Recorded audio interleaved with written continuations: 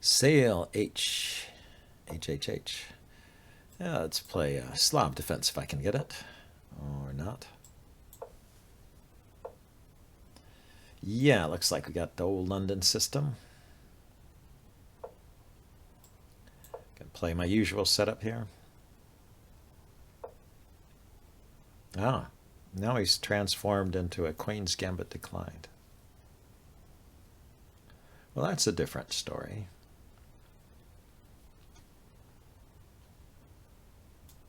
Let's see if he wants to play the isolated queen pawn position.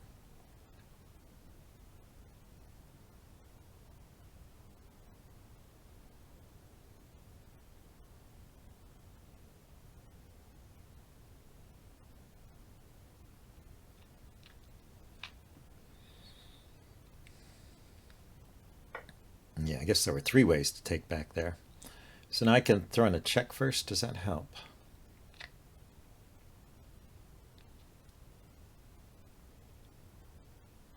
Yeah, I think it's interesting. He's going to block with the knight, and then I'll have a pin. I can get castled. I'll have a pin, and I can get castled. And this pawn here, he can't take right away. Or if he takes, I can take back with the knight. That's what I mean to say.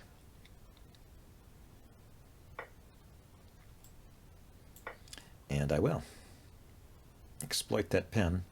I don't want the isolated queen's pawn, so I'm playing to keep a piece there or trade it off for something on c3.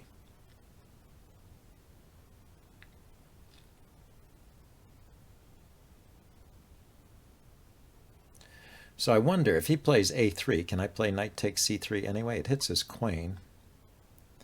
If he takes the knight, then I will take back with check and pick up the rook in the corner. And if he takes the bishop, I'll take the queen. So yeah, he has to do something else. It seems like I need to do something else here too. So if I play knight to d7, intending knight f6, then he's got an annoying knight into b5 here. Maybe he had it. He didn't have it in the previous move, but maybe he's starting to become an idea. This knight is pinned, and this knight is not pinned, but it's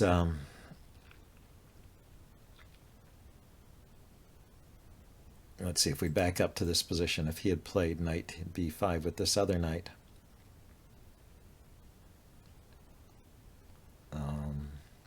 yeah, maybe that would have been a threat. Anyway, that's taken care of. So can I play knight to d7 now? That's what I want to play. He still can't take here. If he pushes the pawn, I'll play knight takes knight. And once again, he needs to take the knight, and then I can retreat the bishop.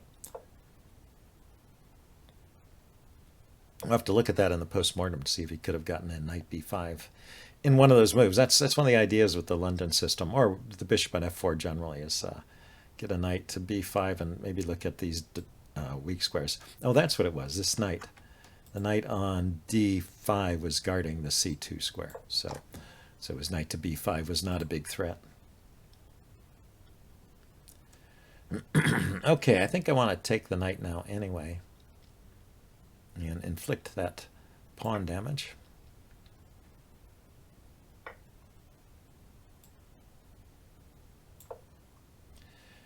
And then I'll just trade off his dark squared bishop here, one way or another. Unless he goes here, he could still go there, I suppose. Yeah, so he's allowing this trade, and he gets doubled pawns, but he gets the open F file, so maybe he can exploit that in some way. But he doesn't have the dark squared bishop, so I think I'm okay. Now he can pop his knight into c6. Maybe I'll play queen b6. But anyway, I'm going to go bishop b7. I'm opening up this diagonal for some activity. And he doesn't like that. In fact, actually, that's a good move. I should have predicted or foreseen that one, because the problem is I can't play bishop b7 immediately, and if I move my rook, he can then play knight c6 with a fork of queen and rook. So I have to play this knight to d5. Not what I wanted. But if I get bishop to b7 in one way or another, I will be happy.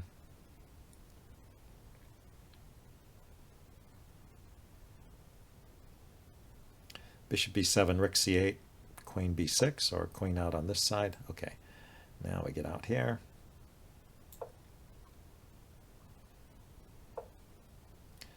And I think I'll just play h6 in this case.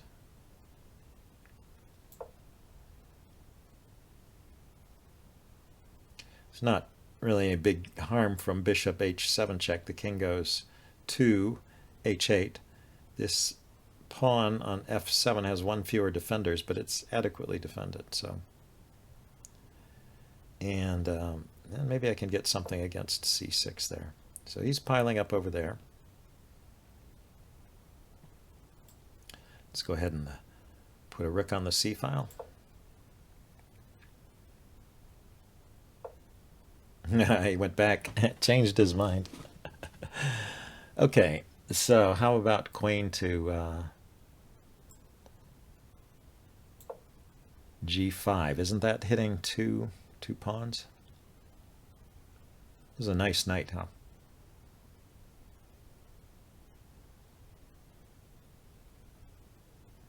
Sports queen takes here, check. Although I have a loose bishop behind it, don't I? So it's not so obvious that actually works.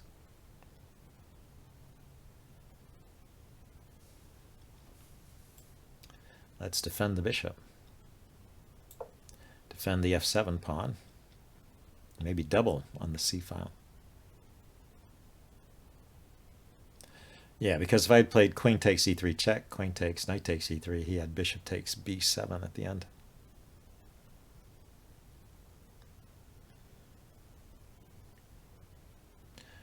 The other thing I can do, if I want to release the tension a little bit in the position, I can play knight to f3, force some trades. Oh, he's trying to make things difficult for my queen.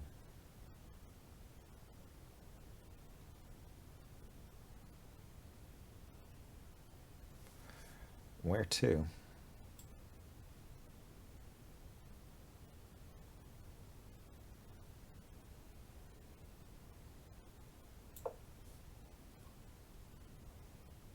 If he pushes the g pawn forward, well, I can take it, but I can also take the h pawn. So I don't think he's getting so much on me over here.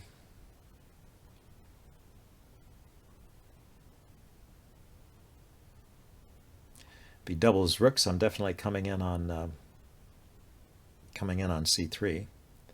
And if he doesn't, I think knight f3 is looking good right here. So, but before I play that, I should of course first consider, what if I just take that knight? Pawn takes knight, bishop takes knight, bishop takes bishop, queen takes bishop. Yeah, I guess I should move the knight. Now maybe I should move it to where it attacks the queen.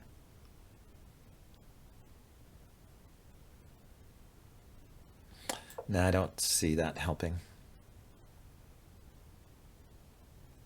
So this bishop is hanging and it has no moves. So it'll take, I assume. Then this knight is hanging after I take back. So he will retreat the knight. I could just take the knight instead of the bishop, but then the bishop comes back. Well, the bishop is hanging. No, I can't take the knight, sorry. I was thinking taking with the queen, but that's not working. Taking with the pawn was possible, but did not seem that attractive. He could take back. I have rook d7 here.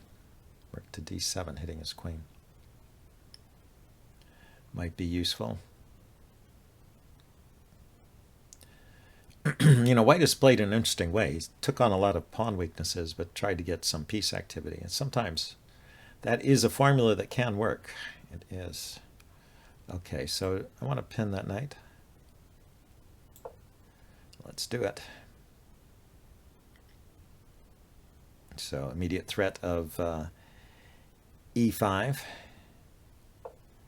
Yeah, so he moves the queen away. So now what?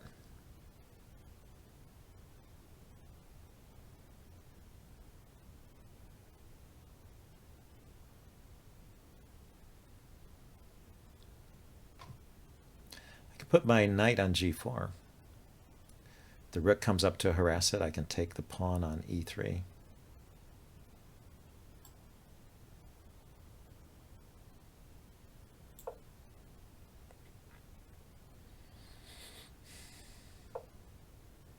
So I brought the queen over to defend. Maybe threaten my knight in a way. So when I hit his knight, where is it going to go? Here, there, here, here. If I push the pawn forward to attack his knight, he can go here.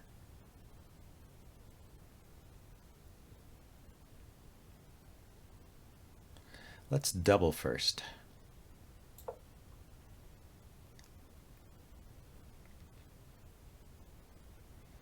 So that I have rook to d2 as an idea.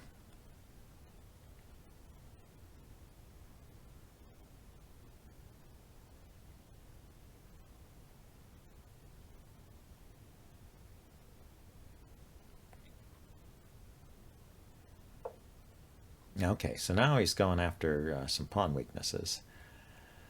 Let's see. Yeah, let's go ahead and do this.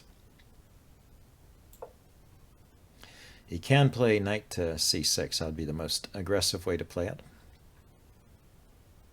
But I can still play rook to d2. And then I was hoping to sort things out after that. Maybe queen or rook to, yeah, rook d2 and the other rook up to d3. I'll have a couple pieces on that pawn.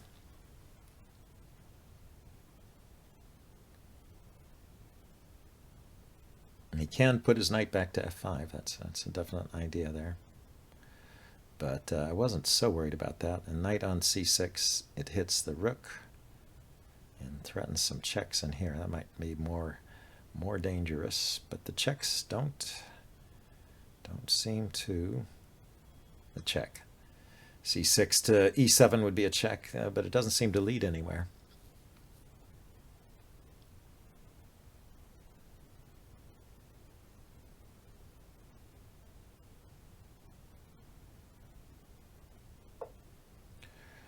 So he brings his rook forward to attack my queen. Okay, let's drop back.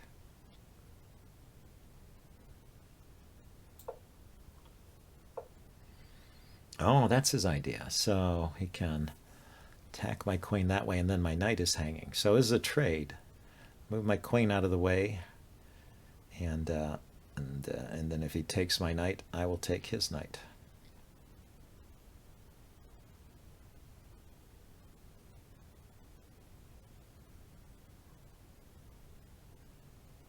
Where to put the queen, though? Maybe here. Just got to go somewhere where the knight can't move with some tempo, or because I need to be able to move my knight. Actually, if his knight moves away, I'm again looking at e3 with check.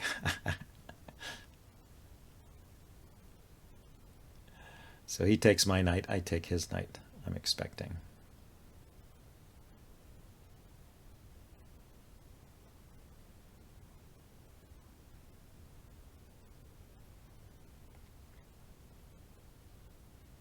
Yeah, pretty clever sequence from white there.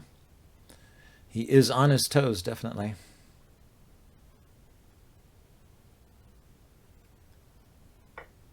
Yeah, had to take, I think. Question is, can he really get something against my king over here now?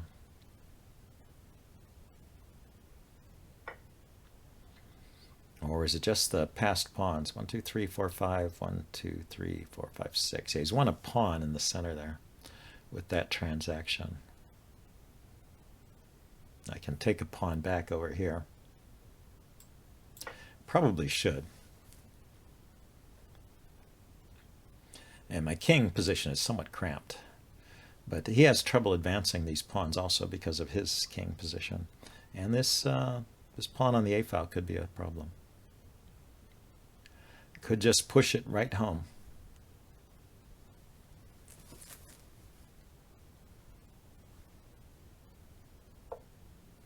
So he gets in front of it. So now, if we go here, let's go here. Protects the pawn, threatens e3.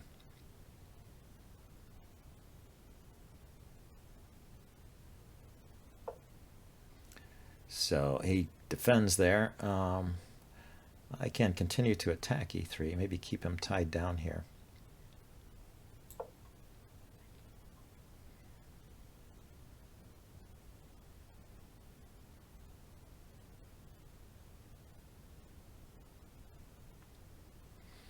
Of course, he's got big pressure on f7 there. But if he brings his rook over and I take with check, he trades, I take back, he's had two rooks attacking, and I have a rook defending plus the king. I'll be okay. And my other rook will be active. So I like queen takes e3 check. And if he just brings his rook back to defend, I'll push the a-pawn. So combination of threats. Got to have enough counterplay to keep your opponent honest, I suppose. So he goes that way. He gives up on defending e3. So let's go for this.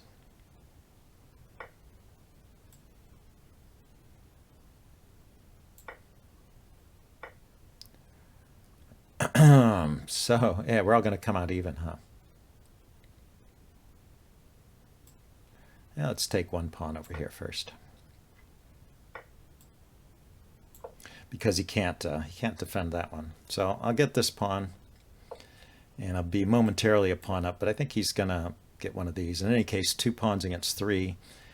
In a rook and pawn endgame is drawn, although this is a double rook and pawn endgame, so it's a different thing. But after he trades one pair of rooks, say, then it's a rook and pawn endgame that he can hope to draw. Okay, let's go with the check.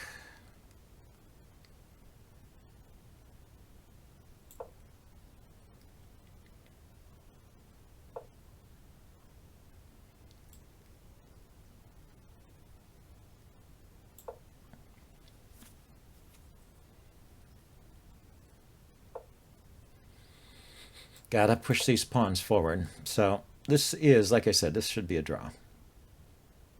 But we'll see if he can defend it. I have to take with the king because the pawn is pinned, but there's no check here.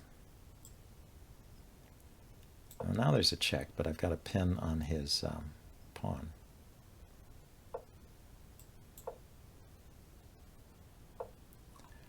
And put the king, the rook out to the maximum checking distance. Yeah, so he stops that from coming forward. I think I'll offer a draw in a little bit here. Yeah, I can't really make progress here, so this is just a draw. Oh, he's not going to accept the draw. Oh, yeah, there he goes. That's the draw. Anyway, that was a good game. I'm going to upload this, and we will check it out in the postmortem. See you guys later. Bye.